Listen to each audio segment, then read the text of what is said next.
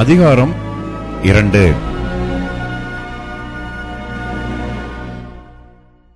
உங்கள் சகோதரரை பார்த்து அம்மி என்றும் உங்கள் சகோதரிகளை பார்த்து ருகாமா என்றும் சொல்லுங்கள்.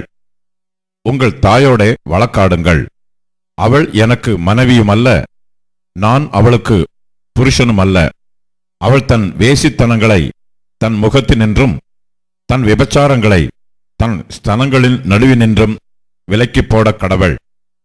இல்லாவிட்டால் நான் அவளை நிர்வாணமாக உரிந்து அவள் பிறந்த நாளில் இருந்த வண்ணமாக அவளை நிறுத்தி அவளை அந்தரவெளியைப் போலாக்கி அவளை வறண்ட பூமியைப் போல் விட்டு அவளை தாகத்தால் சாகப் பண்ணுவேன். அவளுடைய பிள்ளைகள் சோரப் பிள்ளைகளாகையால் அவர்களுக்கு இறங்காதிருப்பேன். அவர்களுடைய தாய் சோரம் போனாள். அவர்களை கற்பம் தரித்தவள் இலச்சையான காரியங்களை செய்தாள். அப்பத்தையும் தண்ணீரையும் ஆட்டு மயிரையும் பஞ்சையும் எண்ணெயையும் பானங்களையும் கொடுத்து வருகிற என் நேசர்களை பின்பற்றி போவேன் என்றாள். ஆகையால் இதோ நான் உன் வழியை முள்ளுகளினால் அடைப்பேன். அவள் தன் பாதைகளை கண்டுபிடிக்க கூடாதபடிக்கு மதிலை எழுப்புவேன். அவள் தன் நேசர்களை பின்தொடர்ந்தும் அவர்களை சேர்வதில்லை, அவர்களை தேடியும் கண்டுபிடிப்பதில்லை. அப்பொழுது அவள், நான் என் முந்தின புருஷனிடத்துக்கு திரும்பி போவேன். இப்பொழுது இருக்கிறதை பார்க்கிலும் அப்பொழுது எனக்கு நன்மையாயிருந்தது என்பாள்.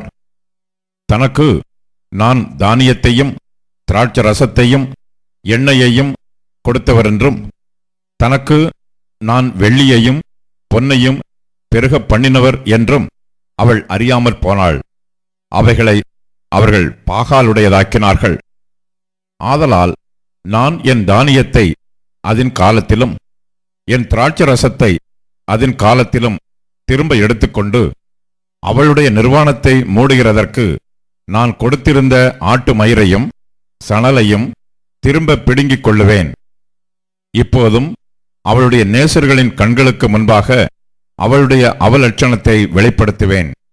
ஒருவரும் அவளை என் கைக்கு நீங்களாக்கி விடுவிப்பதில்லை.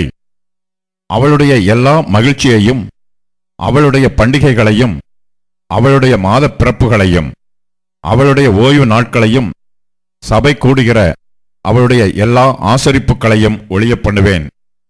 என் நேசர்கள் எனக்கு கொடுத்த பணயம் என்று அவள் சொன்ன அவளுடைய திராட்சை செடிகளையும் அவளுடைய அத்தி மரங்களையும் நான் பாழாக்கி அவைகளை காடாய் போகப் பண்ணுவேன்.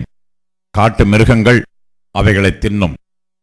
அவள் பாகால்களுக்கு தூபம் காட்டி தன் நெற்றி பட்டங்களினாலும் தன் ஆபரணங்களினாலும் தன்னை சிங்காரித்துக் கொண்டு தன் நேசரை பின்தொடர்ந்து என்னை மறந்து போன நாட்களின் நிமித்தம் அவளை விசாரிப்பேன் என்று கர்த்தர் சொல்லுகிறார். ஆயினும் இதோ நான் அவளுக்கு நயங்காட்டி அவளை வனாந்தரத்தில் அழைத்துக் கொண்டு போய் அவளோட பட்சமாய் பேசி அவ்விடத்திலிருந்து அவளுக்கு அவளுடைய திராட்சைத் தோட்டங்களையும் நம்பிக்கையின் வாசலாக ஆகோரின் பள்ளத்தாக்கையும் கொடுப்பேன்.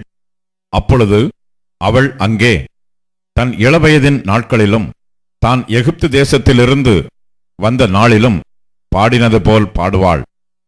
அக்காலத்தில் நீ என்னை இனி பாகாலி என்று சொல்லாமல் ஈஷி என்று சொல்லுவாய் என்று கர்த்தர் உரைக்கிறார். பாகால்களுடைய நாமங்களை அவள் வாயிலிருந்து அற்றுப்போக பண்ணுவேன்.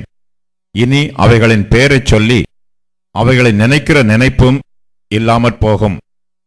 அக்காலத்தில் நான் அவர்களுக்காக காட்டு மிருகங்களோடும் ஆகாயத்து பறவைகளோடும் பூமியிலே ஊறும் பிராணிகளோடும் ஒரு உடன்படிக்கை பண்ணி வில்லையும் பட்டயத்தையும் யுத்தத்தையும் தேசத்திலே இராதபடிக்கு முறித்து அவர்களை சுகமாய் படுத்துக் கொண்டிருக்க பண்ணுவேன். நித்திய விவாகத்துக்கென்று உன்னை எனக்கு நியமித்துக் கொள்ளுவேன். நீதியும் நியாயமும் கிருபையும் உருக்க இரக்கமுமாய் உன்னை எனக்கு நியமித்துக் கொள்ளுவேன். உண்மையாய் உன்னை எனக்கு நியமித்துக் கொள்ளுவேன். நீ கர்த்தரை அறிந்து கொள்ளுவாய். அக்காலத்தில் நான் மறுமொழி கொடுப்பேன் என்று கர்த்தர் சொல்லுகிறார். நான் வானங்களுக்கு மறுமொழி கொடுப்பேன், அவைகள் பூமிக்கு மறுமொழி கொடுக்கும். பூமி தானியத்துக்கும் திராட்சை ரசத்துக்கும் எண்ணெய்க்கும் மறுமொழி கொடுக்கும். இவைகள் யெஸ்ரயேலுக்கும் மறுமொழி கொடுக்கும். நான் அவளை எனக்கென்று பூமியிலே விதைத்து இரக்கம் பெறாதிருந்தவளுக்கு இறங்குவேன். என் ஜனமல்லாதிருந்தவர்களை நோக்கி, நீ என் ஜனம் என்று சொல்லுவேன். அவர்கள் என் தேவனே என்பார்கள் என்றார்.